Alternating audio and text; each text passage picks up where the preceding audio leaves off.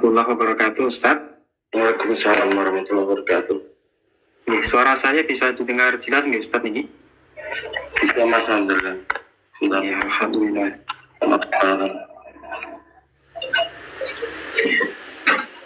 Bagaimana kabarnya Ustaz dengan keluarga? Sehat nggih? Alhamdulillah baik, Mas. Ya, alhamdulillah. Mohon izin untuk melaporkan yang tergabung dalam Zoom meeting pada malam hari ini, Ustaz. Ada 12 peserta. Yang dari Korea ada 4 saudara, dari Jepang 2 saudara, Taiwan 1 saudari, Hong Kong 1, dan Indonesia ada 4 insya Allah, Ustaz. Kemudian ada izin dari Mbak Winarsi yang di Hong Kong belum bisa bergabung karena masih di rumah duka katanya. Kemudian Mas Fahri yang ada di Finlandia izin terlambat, masih ada di luar katanya, Ustaz. Iya. Mudah-mudahan Allah mengampuni. Insya Allah, amin. Selanjutnya bisa dimulai, Ustaz. Baik, teman-teman semuanya, mari kita mulai. Bismillahirrahmanirrahim. Alhamdulillah, salatu wassalamu ala rasulillah. Salam dari Al-Ustaz untuk teman-teman semuanya. Waalaikumsalam warahmatullahi wabarakatuh. Baik, mari kita selesaikan pertanyaan minggu lalu dulu. Oke, kemarin ada susulan pertanyaan Ustadz waktu di akhir itu ya. Iya. Tentang riba dari YouTube. Assalamualaikum warahmatullahi wabarakatuh, Ustadz. Waalaikumsalam warahmatullahi wabarakatuh. Bagaimana kalau menggadaikan emas di bank syariah, apakah riba, Ustaz? Menggadaikan emas di bank syariah ya? Iya. Menggadaikan atau mengkredit? Gadai emas seperti itu, Ustaz. Kalau gadai kan tidak membeli ya, tidak ada aturannya beda ya, maksudnya kalau gadai itu tidak ada istilah riba di situ kan. Jadi kalau menggadai ya tidak masalah. Artinya menggadai kan kita hanya menitipkan saja di situ, nanti mungkin kita kena casnya itu mungkin biaya menyimpankan barang berharga dan sebagainya seperti itu. Jadi kalau menggadai tidak masalah, tetapi yang masalah kan mengkredit tadi. Ya, mengkredit emas, apakah lewat BSI atau yang lain itu ya. Maka kemudian bisa muncul dua pendapat. Pendapat pertama secara dohir, karena emas itu termasuk komoditas ribawi, maka kemudian mengkredit emas itu tidak boleh lewat jalur manapun kan gitu.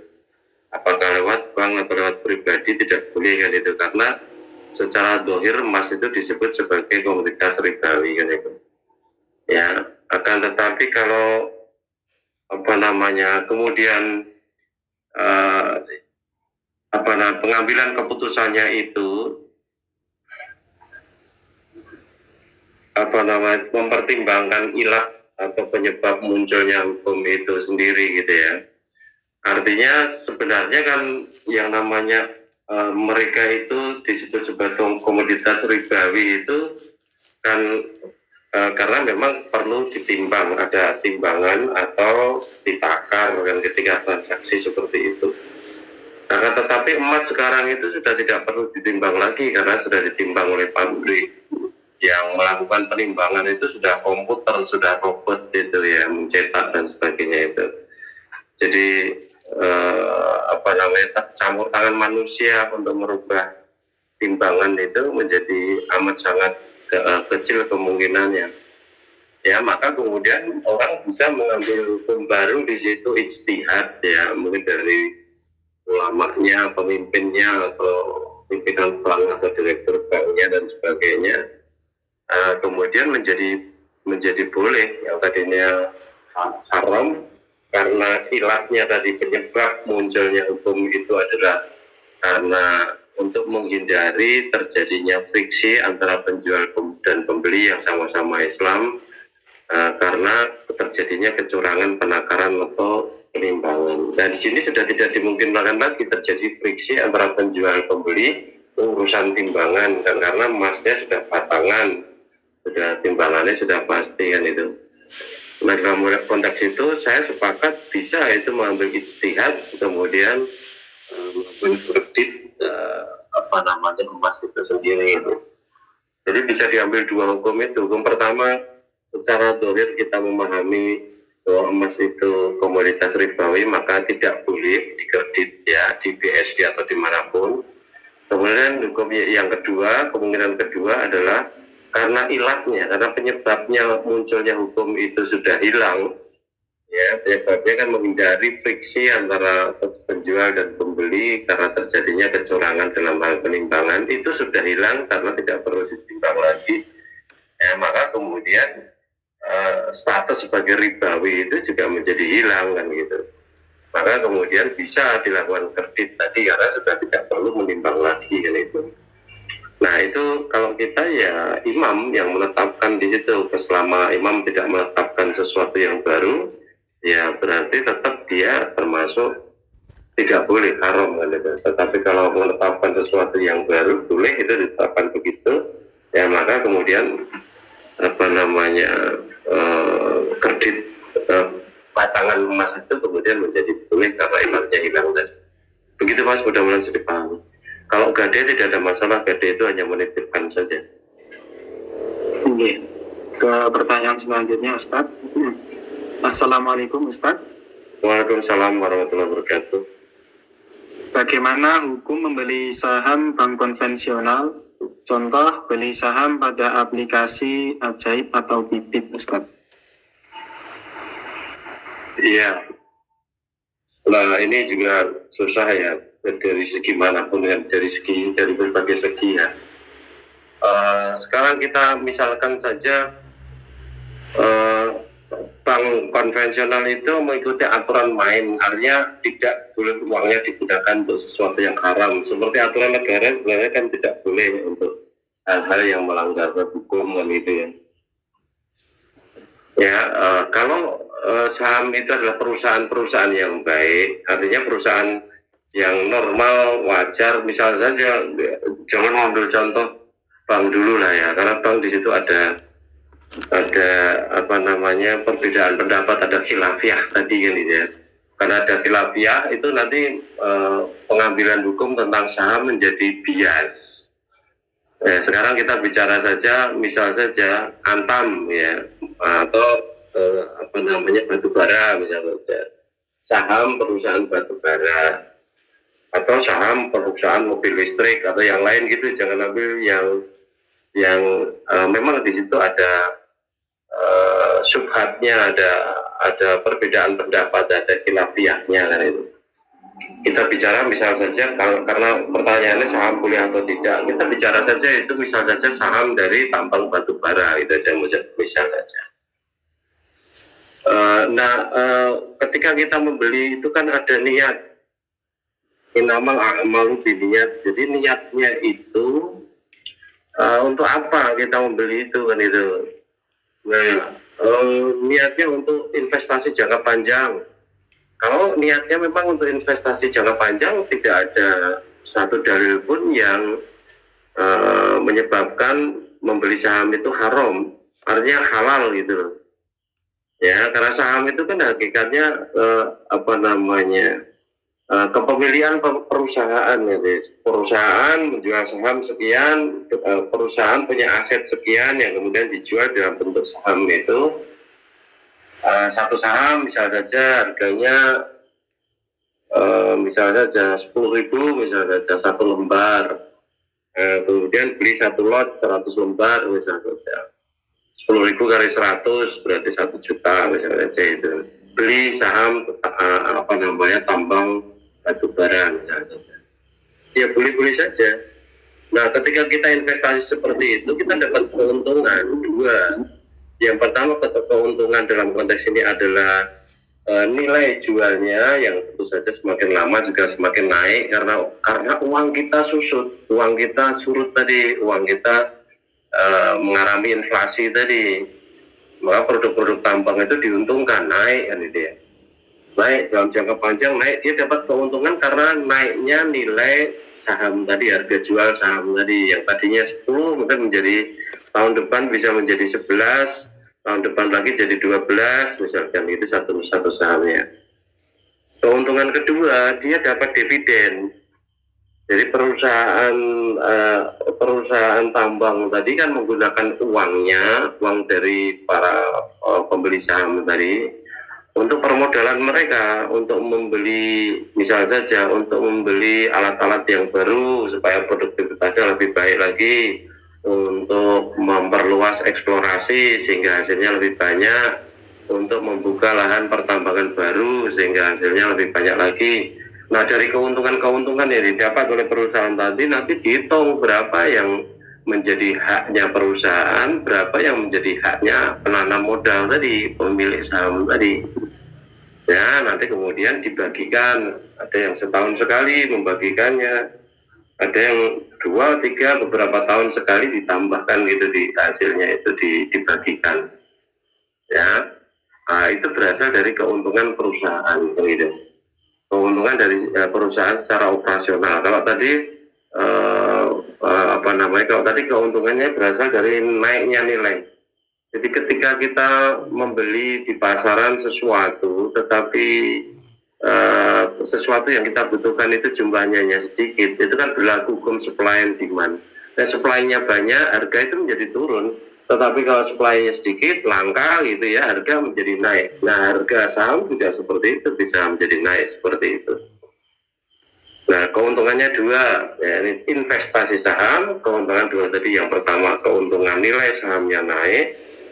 Nilai saham naik tidak melulu supply and demand tadi, tapi bisa nilai sahamnya naik itu juga karena inflasi dari rupiah kita kan itu. Kemudian berikutnya dividen tadi, artinya keuntungan perusahaan secara operasional itu nanti dihitung berapa yang untuk perusahaan, berapa yang untuk pemilik saham tadi, kemudian yang pemilik saham dibagikan secara merata kan itu kedua-duanya. Nah, kemudian membeli saham itu juga ada niat yang bisa niat lain, misalnya saja niatnya adalah trading, niatnya jual beli, bukan investasi. Kalau investasi memang dia beli kemudian dibiarkan dalam waktu yang relatif lama, 2, 3, 5, 10 tahun begitu, kemudian baru diambil kan itu. Nah, itu bisa berlipat ganda, itu nanti bisa banyak sekali yang didapatkan karena waktu yang lama tadi. Kemudian berikutnya ada yang membeli saham itu dengan niat trading, dengan niat untuk memperjualbelikan kan itu. Nah, dalam konteks memperjualbelikan ini, kemudian orang bisa menghukuminya secara haram kalau dia itu menilai bahwa sifat gharornya itu, sifat spekulasinya itu tinggi. Ya, kayak judi misalnya. Tetapi beda ya saham dengan judi itu, karena saham itu memang bisa dihitung kapan dia naik, kapan dia turun, itu pada saat-saat tertentu bisa diperhitungkan. Jadi ada ilmunya tentang baseline, tentang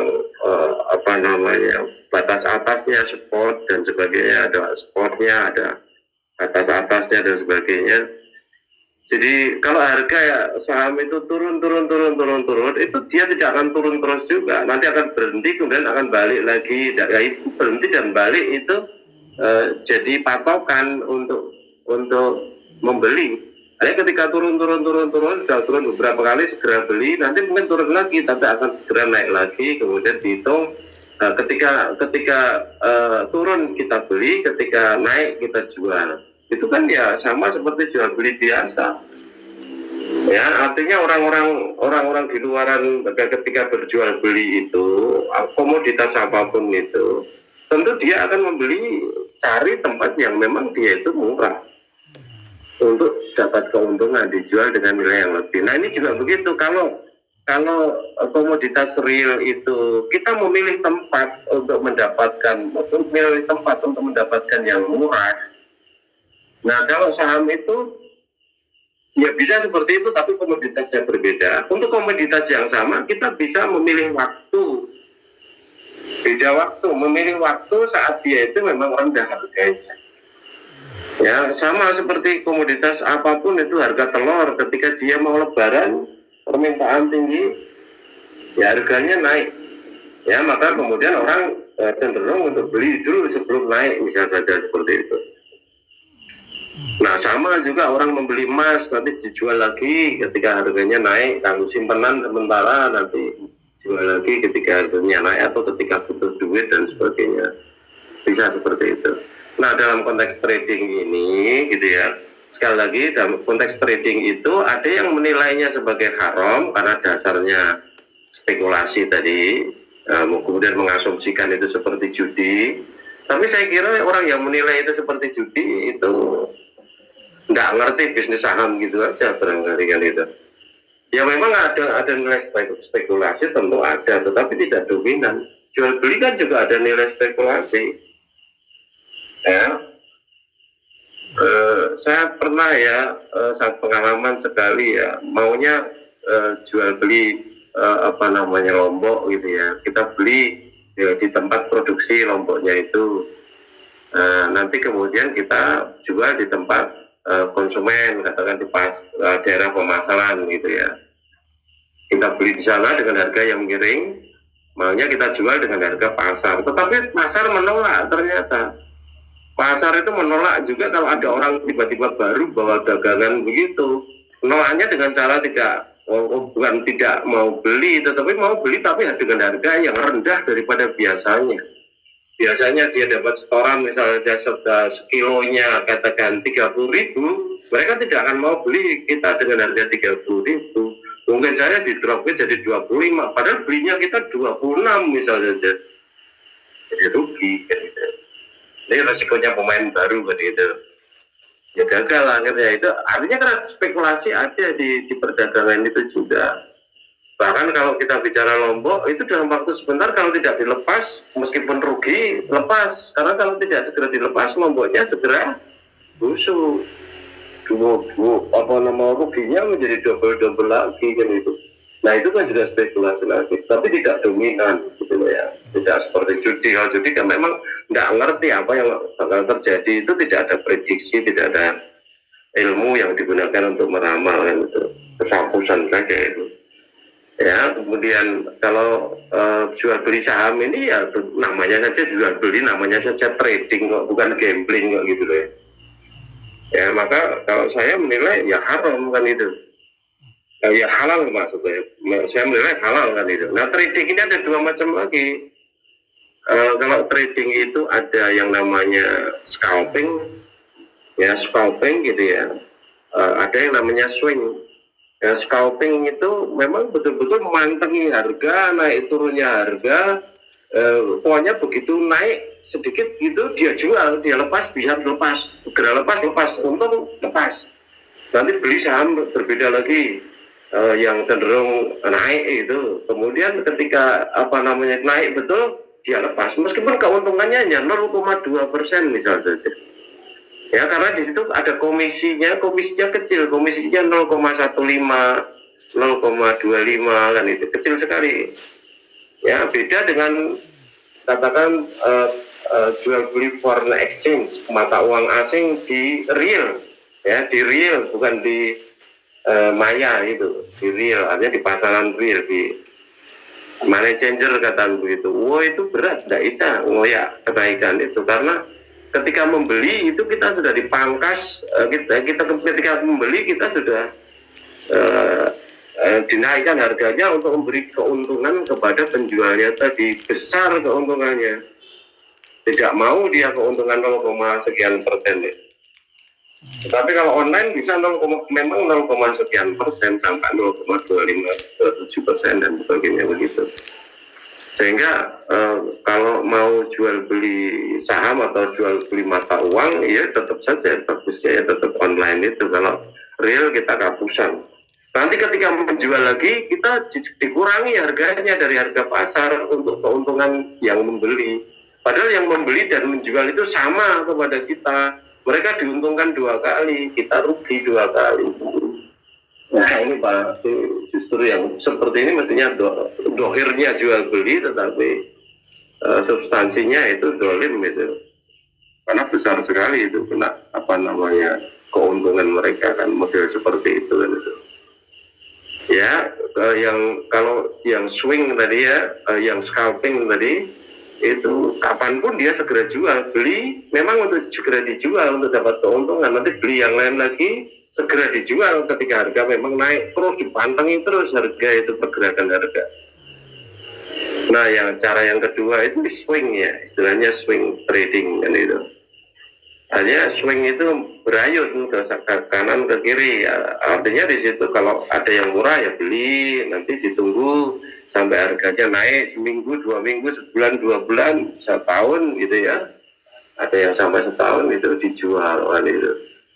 Ya tentu kalau mereka yang memang ahlinya ya semakin banyak transaksi dia semakin banyak keuntungan kan itu. Nah, kita harus paham bahwa saham itu adalah komoditas yang belum pernah ada di zaman Rasulullah, dan itu adalah masalah muamalah. Ya, masalah muamalah itu antum ahlamu bi amri dunyaku. Kamu lebih mengetahui keduniaan. Artinya semua muamalah itu semuanya halal kecuali yang dilarang begitu. Tapi tidak ada yang melarang dalam konteks itu di dalam hadis-hadis dan itu. Nah, larangannya nanti trading yang melibatkan jual beli yang melibatkan misalnya saja ada kedoliban, ada gor tadi, inflasinya tinggi dan sebagainya. Nah, kemudian ada kecurangan dalam hal nimbang tadi, atau dalam hal nakar tadi, itu termasuk juga dalam kedoliban, ada penipuan, ada kebohongan. Nah, itu menyebabkan jual beli yang tadinya halal itu menjadi haram. Ya. Semoga saya memahami sama seperti jual beli komoditas yang lainnya, sepatu atau baju atau yang lainnya dalam konteks itu gitu. Ya, yang lebih safe itu adalah beli untuk investasi, yang mengambil risiko di situ ya beli untuk trading. Trading pun di situ karena memang ada ilmu yang sudah dikembangkan, ada buku-buku yang banyak terkait dengan itu juga. Bisa memprediksi ya, setelah turun nanti akan naik, setelah naik sudah pasti akan turun. Untuk pertanyaan sementara sudah tidak ada, Ustaz. Ya. Baik, kalau tidak ada, kita akan pelajari nama Allah berikutnya, Asmaul Husna, Al-Muhyi dan Al-Mumit, dan itu ya. Artinya Allah itu yang menghidupkan dan Allah juga yang mematikan, kan itu. Muhyi, Mumit, kan itu. Menghidupkan dan mematikan, kan itu. Nah, teman-teman semuanya, kita sudah sering dengar kata Allah yang menghidupkan, Allah yang mematikan, Allah yang menghidupkan, Allah yang mematikan. Ya, tetapi kalau kemudian di dalam hati kita itu tidak ada iman, maka kata menghidupkan dan mematikan itu menjadi sesuatu yang biasa-biasa saja. Kayak orang ngangop itu serana kesannya sama sekali itu. Ya, tetapi bagi orang yang beriman gitu ya, ketika mendengarkan Allah Al-Mumit yang menghidupkan itu, ya mestinya kita sebagai manusia itu betul-betul bersyukur kepada Allah gitu loh. Ya, coba dibuka dulu di dalam surat An-Nahl ayat yang ke-78 ya. Coba lihat.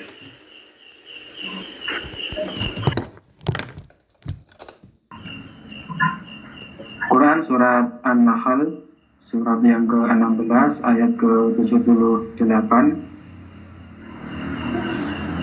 A'udzu billahi minasyaitonir rajim.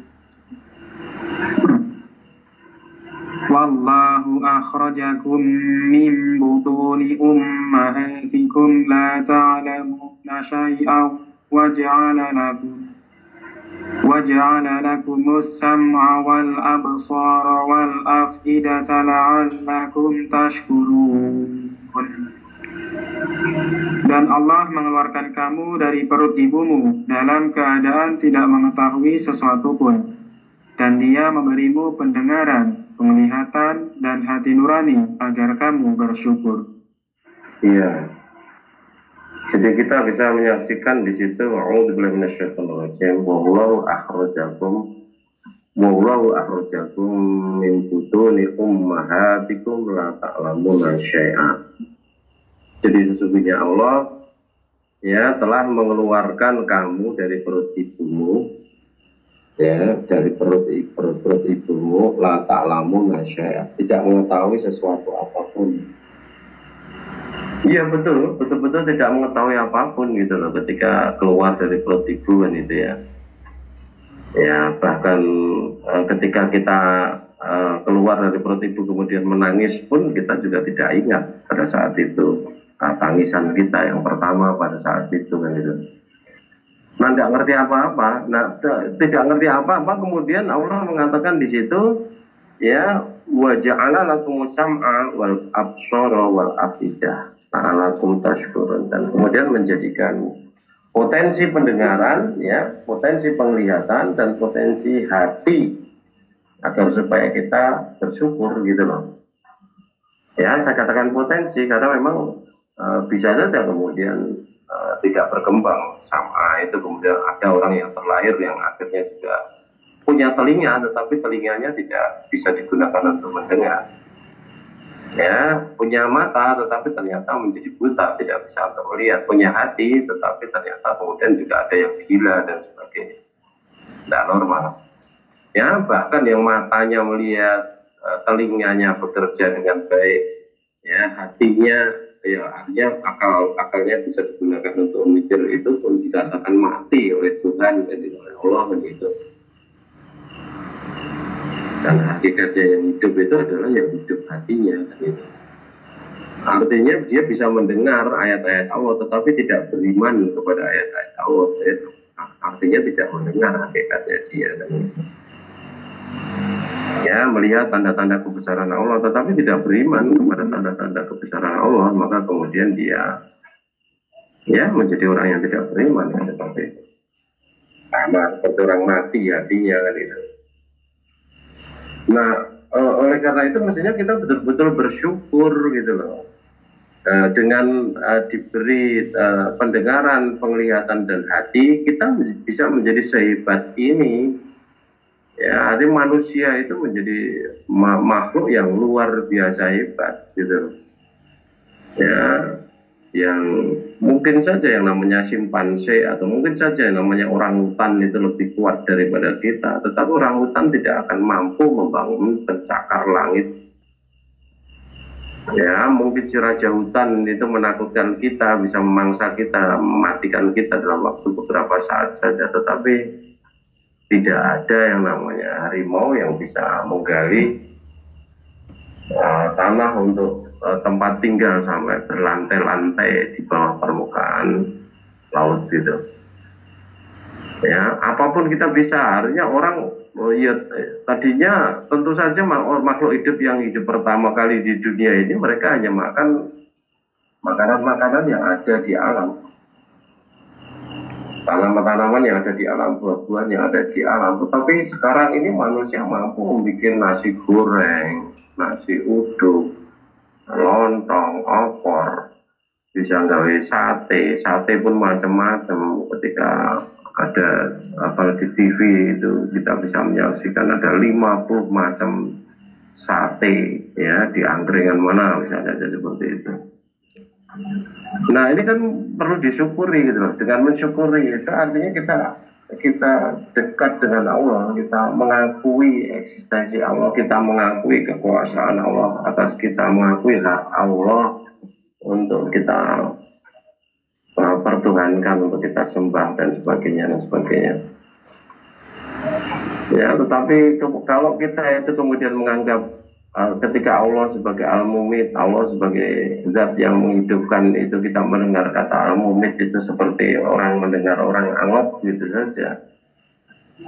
Ya sudah pasti kita tidak akan mendapat manfaatnya dari asma Allah Al-Mumit, Al-Muhyi tadi kan itu. Tidak akan bersyukur kan itu. Ya padahal sudah difirmankan oleh Allah bahwa dulu ketika kita berada di dalam perut ibu gitu ya, kita sudah bersaksi bahwa Allah itu Tuhan kita gitu loh. Di dalam surat Al-A'raf itu ayat yang ke-172 itu kan itu. Nah, Allah mengingatkan kita pada saat kita berada di perut ibu kita gitu loh. Yang kita tidak bisa mengingatnya sama sekali. Tadi saya katakan ketika kita menangis yang pertama kali itu pun juga sudah tidak kita ingat. Apalagi ketika kita berada pada posisi di perut ibu itu sendiri, maka diingatkan oleh Allah dengan firman-Nya ini kan gitu. Ayo silakan. Quran surat Al-A'raf surat ke-7 ayat ke-172. Wa idh akhadha rabbuka min bani Adama min zuhurihim dzurriyyatahum wa ashhadahum ala anfusihim alastu bi rabbikum qalu bala shahidna an taqulu yawmal qiyamati inna kunna an hadza ghafilin.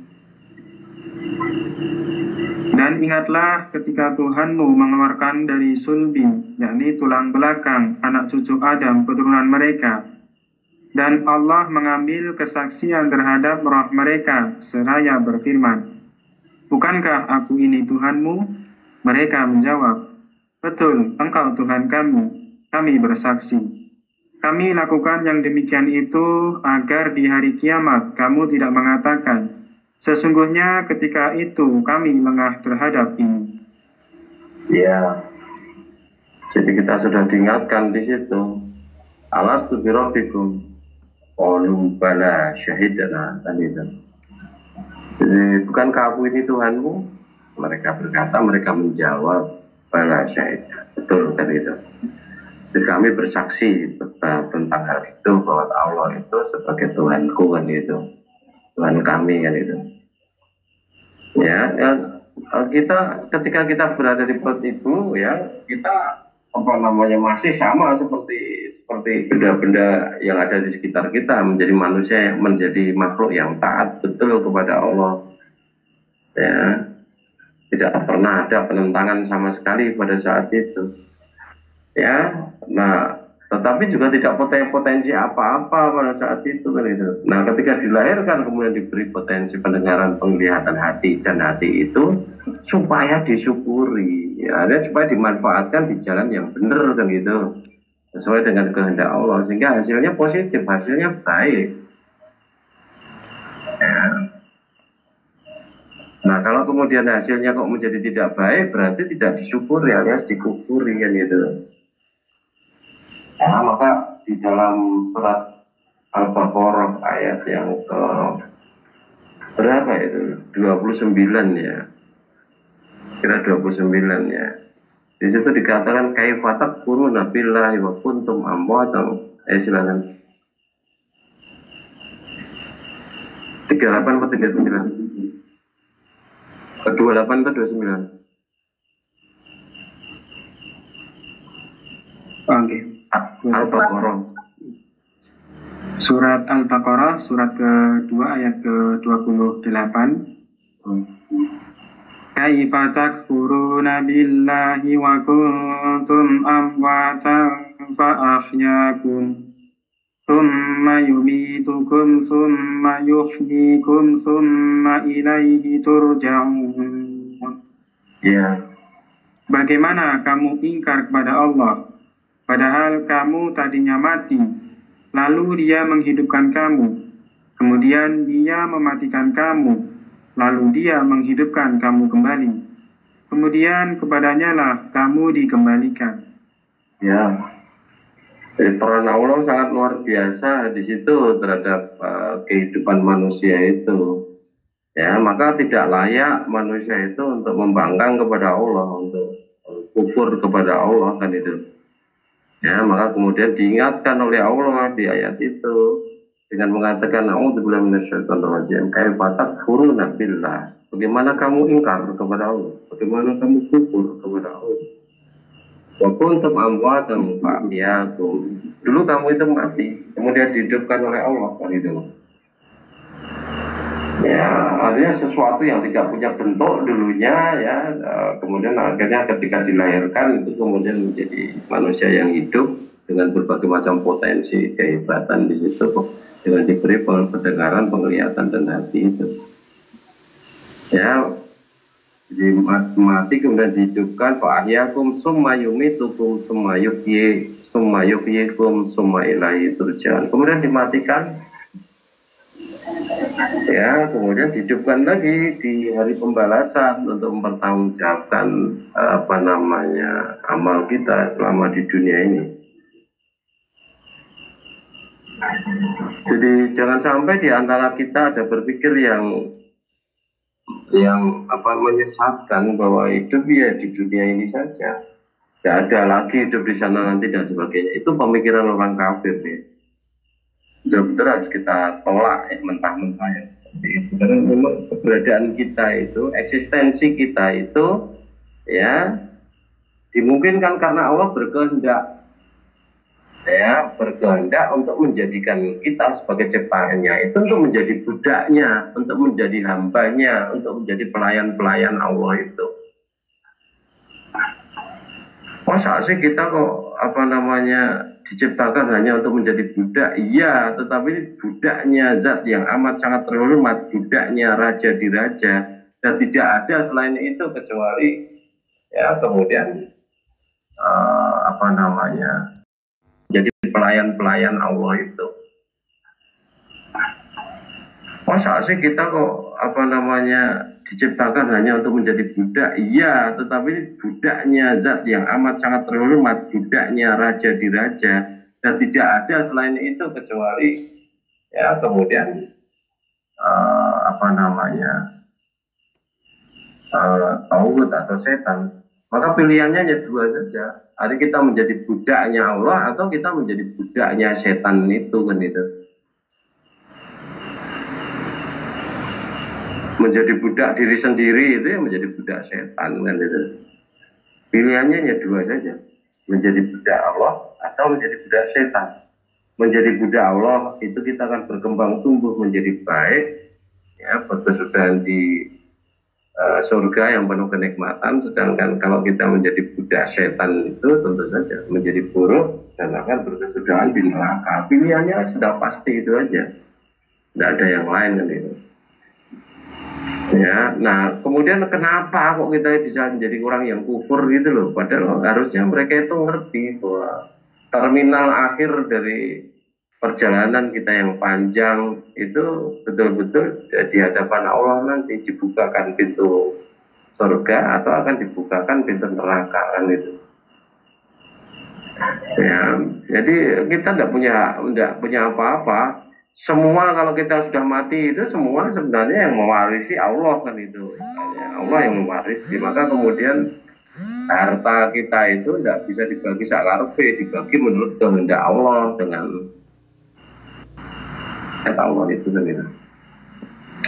Coba dibuka di dalam surat Al-Hijr surat ke-15 ayat yang ke-23.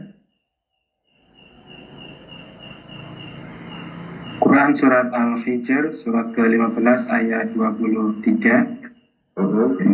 Wa inna lanahnu nuhyi wa numitu wa nahnul warisun. Ya. Dan sungguh kamilah yang menghidupkan dan mematikan, dan kami pula lah yang mewarisi. Ya. Karena hakikatnya semua yang ada di jagat raya ini adalah milik Allah, ya kembali ke tangan Allah. Innalillahi, segala sesuatu itu milik Allah.